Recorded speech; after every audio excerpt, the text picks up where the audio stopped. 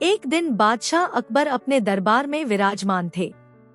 उन्होंने सोचा, यह संसार अनेक सपनों से भरा हुआ है, पर क्या असली सफलता वही है जो केवल बड़े बड़े सपने देखने से मिल जाए?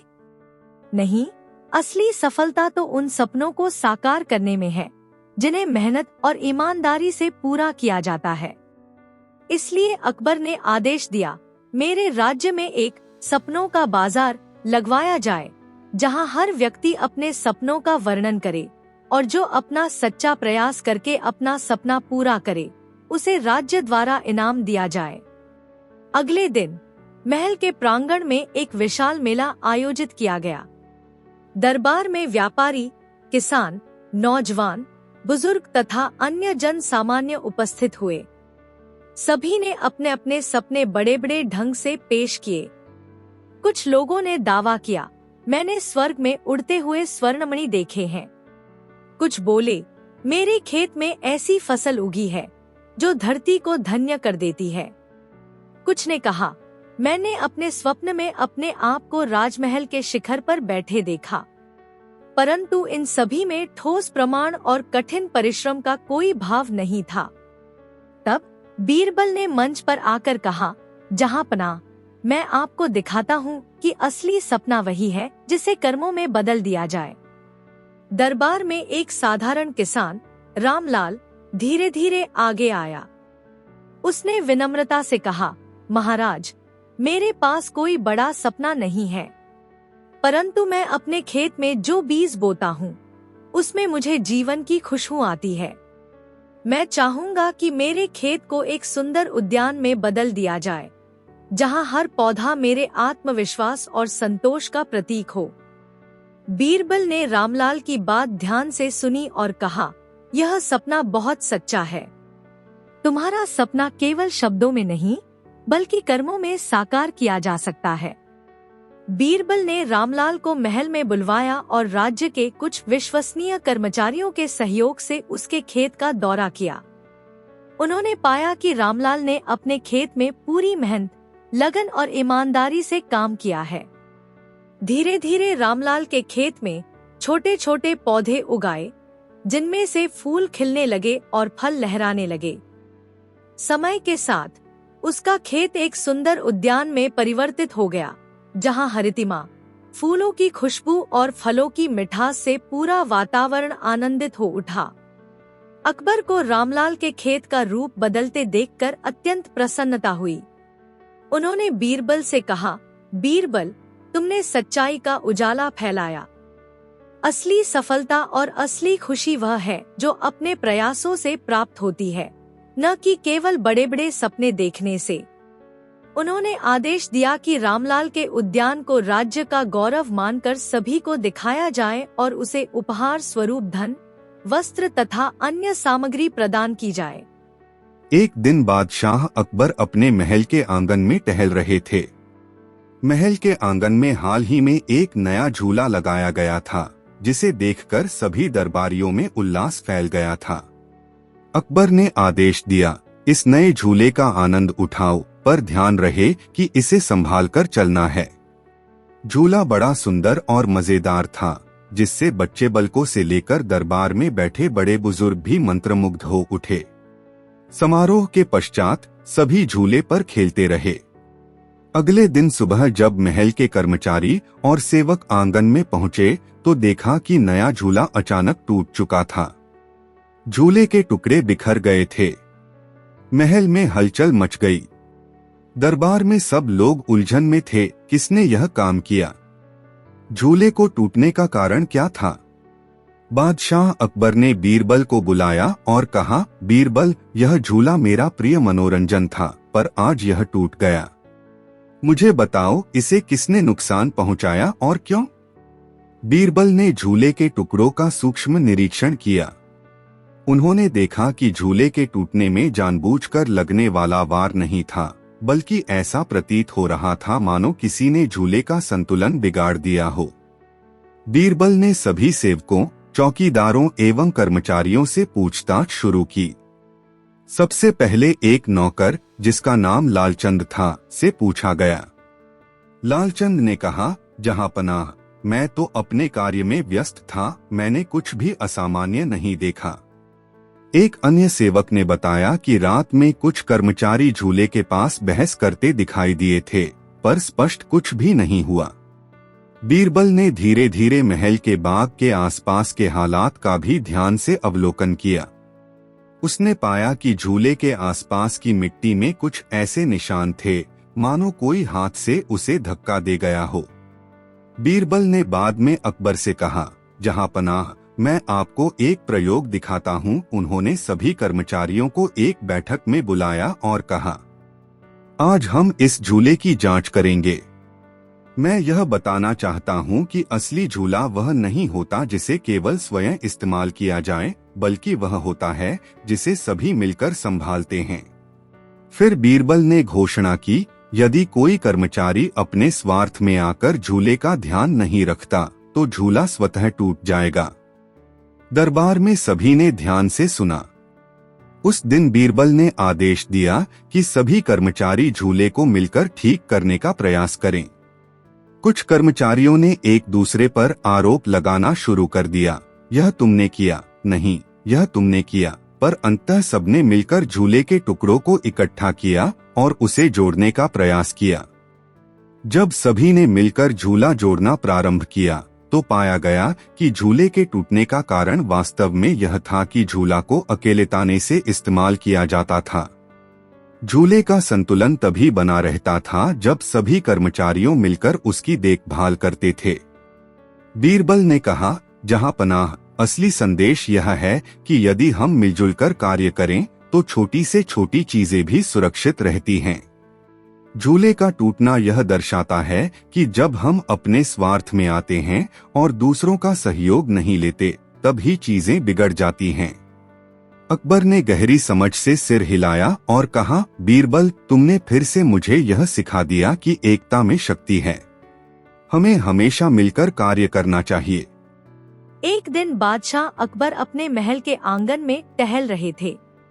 अचानक उनकी नजर एक छोटे से चूहे पर पड़ी जो आमतौर पर चुपचाप भागता रहता था, पर वह उस दिन एक अनोखी लय में नृत्य कर रहा था।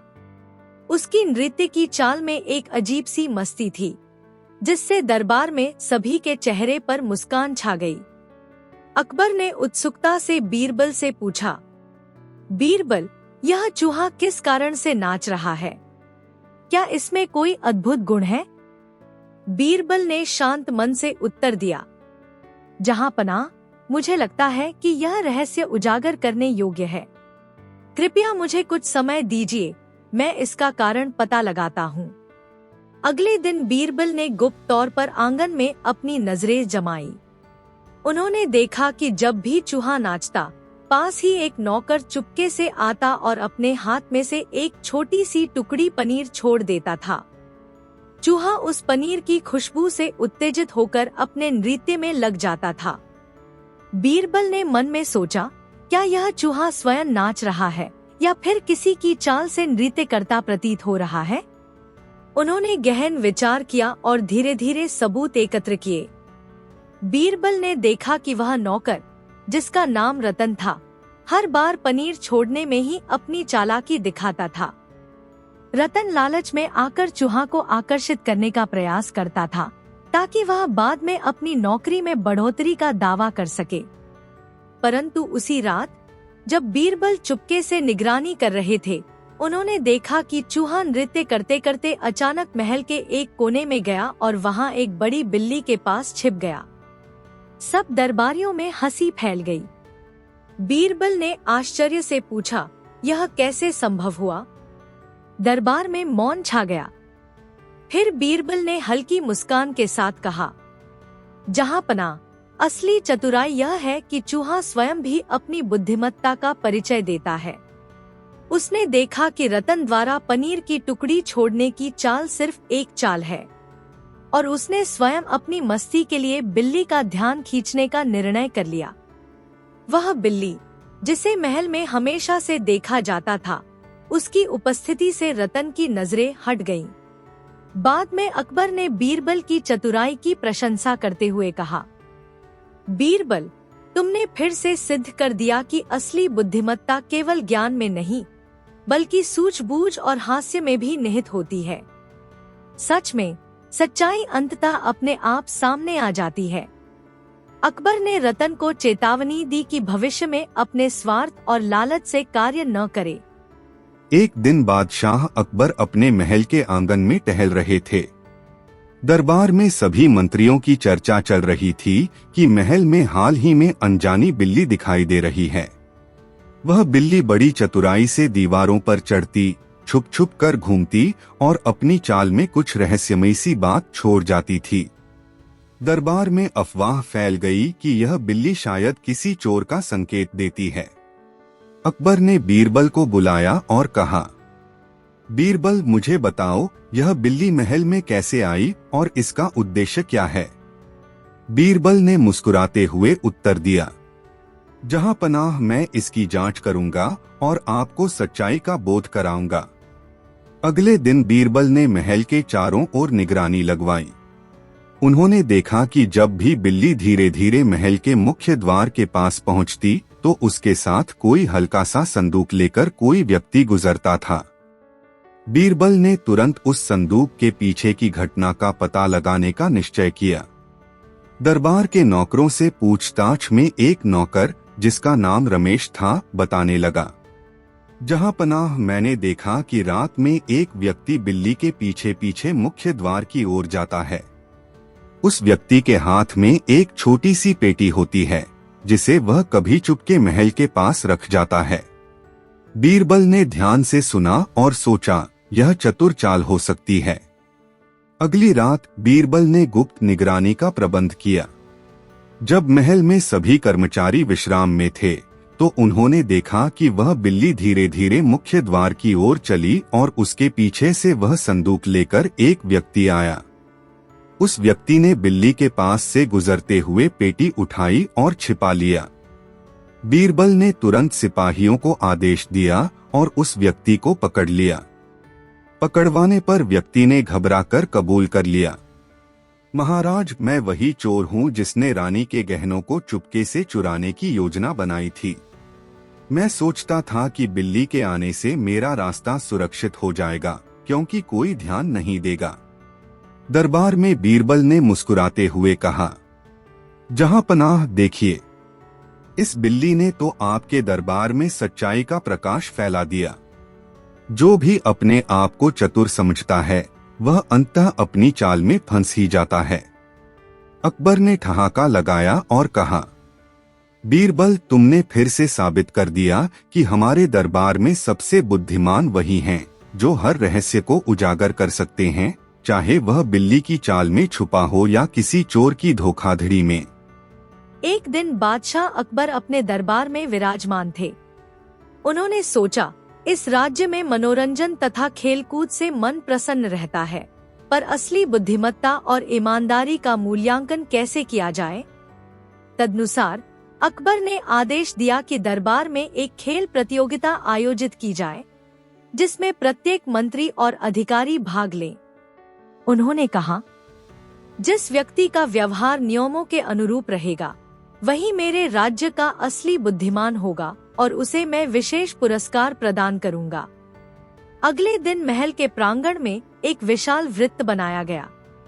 प्रतियोगिता के रूप में बीरबल ने एक विशेष खेल निर्धारित किया।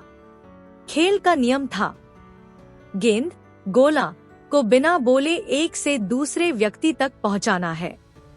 यदि कोई व्यक्ति बोल पड़ा तो वह प्रतियोगिता से बाहर हो जाएगा। समस्त दरबारियों ने उत्साह से भाग लिया। कुछ ने बिना किसी गलती के गेंद को क्रमशः एक व्यक्ति से दूसरे व्यक्ति तक पास किया, तो कुछ ने हंसी में बोलकर नियम का उल्लंघन कर दिया और प्रतियोगिता से बाहर हो गए। प्रतियोगिता के अंतिम चरण में एक मंत्री, जिसका नाम विशाल था, ने सभी नियमों का पालन करते हुए गेंद को ठीक से पास किया। परंतु बीरबल की सूक्ष्म दृष्टि ने देखा कि उस मंत्री के हाथ से एक छोटा सा कागज का टुकड़ा गिर गया।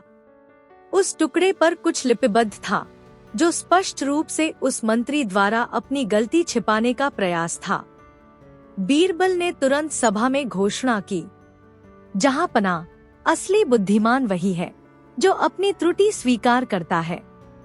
यह मंत्री विशाल ने नियम का उल्लंघन कर गलती छिपाने का प्रयास किया, परंतु उसकी चतुराई में कमी है। मंत्री विशाल ने शर्मिंदगी से अपनी गलती स्वीकार की। अकबर ने हंसते हुए कहा, बीरबल, तुमने सत्य का प्रकाश फैलाया। असली बुद्धिमत्ता वह है जो नियमों का पालन करते हुए भी अपनी त्रुटि स्वीकार करे और सुधार करे। एक दिन बादशाह अकबर अपने दरबार में विराजमान थे। उस दिन महल में विशेष आयोजन किया गया था, जिसमें रसोई में बनी चाय का स्वाद सभी को अचंभित करने वाला बताया जा रहा था। रसोई के प्रधान बावर्ची हरिदास ने दावा किया था कि उसकी बनी चाय में ऐसा जादू है कि वह हर रोग, हर पीड़ा को दूर कर देती है और मन को शीतलता प्रदान करती है। जब यह खबर दरबार में फैली तो सभी मंत्रियों एवं दरबारियों में उत्साह की लहर दौड़ गई। बादशाह अकबर ने अपने प्रिय सलाहकार बीरबल से कहा, बीरबल, मुझे यह चाय चखकर देखनी है। बताओ, क्या सच में यह चाय अद्भुत गुणों वाली है? बीरबल ने मुस्कुराते हुए कहा, जहां पनाह, मैं इस चाय की असली शक्ति का परीक्षण करूंगा। मुझे कुछ समय दीजिए। अगले दिन रसोई में बनी चाय को महल के प्रमुख कक्ष में लाया गया। सभी दरबारियों ने चाय का स्वाद चखा। पहली चुस्की लेते ही कुछ मंत्रियों के चेहरे पर प्रसन्नता की झलक आई तो कुछ ने हल्की मुस्कान बिखेरी, परंतु एक मंत्री अचानक जोर से हंस पड़ा और एक मंत्री उदास होकर बोल उठे। दरबार में हलचल मच गई। बीरबल ने शांत स्वर में कहा, जहां पनाह, यह चाय दिखने में तो सामान्य प्रतीत होती है, पर इसके पीछे एक गहरी सीख छुपी है। उन्होंने सबको समझाया। हरिदास ने चाय बनाने में जो प्रेम, मेहनत और सादगी लगाई है, वही असली जादू है। यह चाय किसी जादुई औषधि से कम नहीं है, बल्कि यह हमें यह सिखाती है कि जीवन में सुख संतोष पाने के लिए बाहरी चमकदमक की आवश्यकता नहीं, बल्कि सरलता और सच्चाई से जीना ही श्रेष्ठ है। तभी बीरबल ने एक और प्रयोग करने का सुझाव दिया। उन्होंने कहा, अब हम इस चाय को थोड़े समय के लिए छोड़ देंगे, फिर देखें कि इसका असर कितना स्थायी होता है। दरबार में उपस्थित लोगों ने चाय को कुछ समय तक अपने मन में उतार लिया। कुछ घंटों बाद चाय का स्वाद धीरे धीरे फीका पड़ने लगा, परंतु उन मंत्रियों ने जो चाय के साथ अपना मनोबल और आत्मविश्वास बरकरार रखा, वे फिर से खुश और तरोताजा दिखाई देने लगे। बीरबल ने आगे कहा, देखिए जहां पनाह, असली चाय वह है जो हर परिस्थिति में आपको संतोष और प्रसन्नता देती है। अगर आप केवल बाहरी चमक पर भरोसा करेंगे तो असली आनंद आपसे छीन लिया जाएगा। अकबर ने बीरबल की बात सुनकर गहरी समझ दिखाई और कहा, बीरबल, तुमने फिर से सच्चाई का प्रकाश फैलाया। सच्ची खुशहाली उस चाय में है जिसमें मेहनत, प्रेम और सादगी छिपी होती है, न कि केवल जादू टोने में। उन्होंने हरिदास से कहा, अब से तुम्हें अपनी चाय बनाने में वह सच्ची मेहनत और ईमानदारी बरतनी होगी जिससे महल के हर व्यक्ति को सच्चा आनंद मिल सके। एक दिन बादशाह अकबर अपने दरबार में विराजमान थे। दरबार में सबकी मनोबल को ऊंचा रखने हेतु वे गहन विचारों में लगे थे। तभी एक अज्ञात व्यक्ति, जो स्वयं को चिकित्सक कहता था, महल में प्रकट हुआ। उसने बड़े गर्व से घोषणा की, महाराज, मैंने एक अद्भुत औषधि खोज निकाली है, जिसकी एक बूंद से ही दुख दूर हो जाता है और हर हृदय में हंसी फूट पड़ती है। उसने कहा, यह औषधि आपकी उदासी दूर कर देगी तथा आपके दरबार में हर्षोल्लास भर देगी। अकबर को यह सुनकर आश्चर्य हुआ और उन्होंने उस चिकित्सक से आग्रह किया, तुम अपनी औषधि का प्रदर्शन करो, जिससे हमें सत्य का बोध हो जाए। चिकित्सक ने विनम्रतापूर्वक उत्तर दिया, महाराज, मुझे पूर्ण विश्वास है कि मेरी यह हंसी की औषधि सत्य में अद्भुत है। कृपया मुझे कुछ समय दें, मैं आज ही इसका प्रदर्शन करूंगा। अगले दिन महल के समस्त दरबार में एक बड़ा सभागृह सजाया गया। चिकित्सक ने एक छोटी सी कलश निकाली जिसमें उसने औषधि मिलाई हुई थी। उसने सभी से कहा, अब मैं इस औषधि की एक एक बूंद आपकी उदासी दूर कर देगी। चिकित्सक ने कलश से कुछ बूंदें निकालकर दरबार के बीच में एक पात्र में डाली।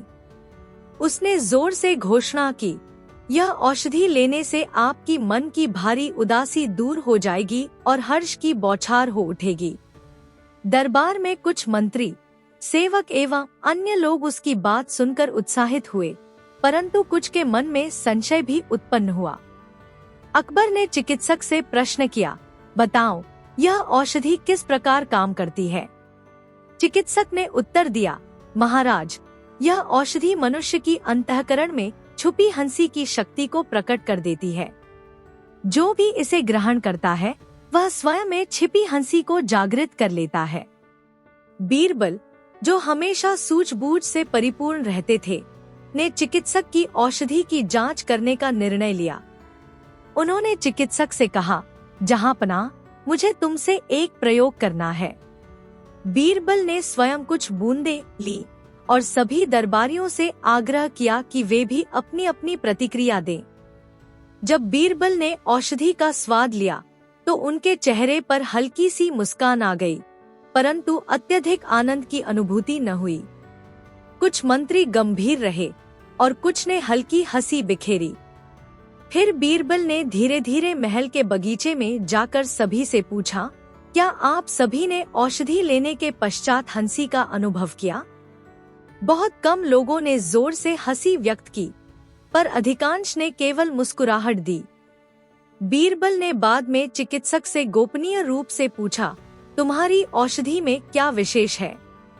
चिकित्सक ने घबराहट से कहा, महाराज, मैंने तो केवल कुछ जड़ी बूटियां और शीतल जल मिलाकर यह तैयार की थी।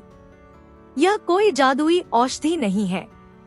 मैं चाहता था कि लोग मेरी बातों में विश्वास करें, इसलिए मैंने यह दावा किया। बीरबल मुस्कुराए और बोले, देखिए जहांपनाह, असली हंसी तो हम सबके भीतर ही निहित है। कोई बाहरी बूंदे नहीं, बल्कि हमारा अपना मन ही हमारी उदासी को दूर कर सकता है। यदि हम अपने हृदय में छुपी हंसी को जागृत करें, तो कोई औषधि की आवश्यकता नहीं होती। अकबर ने गंभीरता से कहा, बीरबल, तुमने सच्चाई का प्रकाश फैलाया। असली खुशी हमारे भीतर की शक्ति में निहित है, न कि किसी बाहरी पदार्थ में। उस दिन अकबर ने आदेश दिया कि राज्य में सभी को आत्मविश्वास, संतोष एवं हृदय से हंसने की प्रेरणा दी जाए। चिकित्सक को भी उसकी छलकपट के लिए कड़ी सजा दी गई। एक दिन बादशाह अकबर अपने महल में विराजमान थे। दरबार में चर्चा चल रही थी कि विभिन्न भोजन पदार्थों में अद्भुत गुण पाए जाते हैं।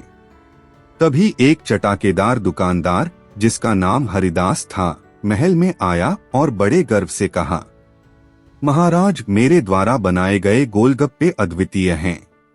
इन्हें खाने से मन में हर्ष उमंग फैल जाता है, सभी दुख भूल जाते हैं। मैं दावा करता हूँ कि मेरे गोलगप्पों में ऐसा जादू छुपा है जिससे हर व्यक्ति खुशहाल हो जाता है। अकबर ने उत्सुक होकर पूछा, हरिदास, यह कैसे संभव है? हमें यह जांच करनी होगी कि क्या सच में तुम्हारे गोलगप्पे में ऐसा कोई गुण है। बीरबल ने मुस्कुराते हुए कहा, जहांपनाह, मुझे पूरा विश्वास है कि सत्य का प्रकाश अंततः उजागर हो जाता है। मैं इस रहस्य का परीक्षण करने के लिए एक योजना बनाता हूँ। अगले दिन महल के प्रांगण में एक बड़ा आयोजन किया गया। सभी दरबारियों, मंत्री और यहाँ तक कि आम जनता भी महल के निकट एकत्र हुई। बीरबल ने आदेश दिया, हरिदास के गोलगप्पों का परीक्षण किया जाएगा। प्रत्येक व्यक्ति इन्हें चखेगा और अपनी प्रतिक्रिया देगा। हरिदास ने अपने एक छोटे से ठेले पर गोलगप्पे तैयार किए। गोलगप्पे की खटास, तीखापन और चटपटाहट ऐसी थी कि लोगों के चेहरों पर मुस्कान फैल गई। सबसे पहले एक मंत्री ने गोलगप्पा चखा और जोर से हंस पड़े। उन्होंने कहा, इस स्वाद में ऐसा रस है जैसे सारे दुख भुला देता हो। फिर एक नौकर ने चखकर मुस्कुराकर कहा, मुझे तो लगता है कि यह गोलगप्पे मुझे मेरे बचपन की याद दिला रहे हैं, जब हम बिना किसी चिंता के खेलते थे। एक बुजुर्ग सज्जन भी चखे और बोले, यह स्वाद मेरे दिल को छू जाता है और मुझे लगता है कि सच्चा आनंद इसी में निहित है। हरिदास की चटाकेदार बातें सुनकर बीरबल ने भी गोलगप्पा चखा, परंतु बीरबल ने ध्यानपूर्वक देखा कि हरिदास की आंखों में थोड़ी सी चिंता झलक रही थी।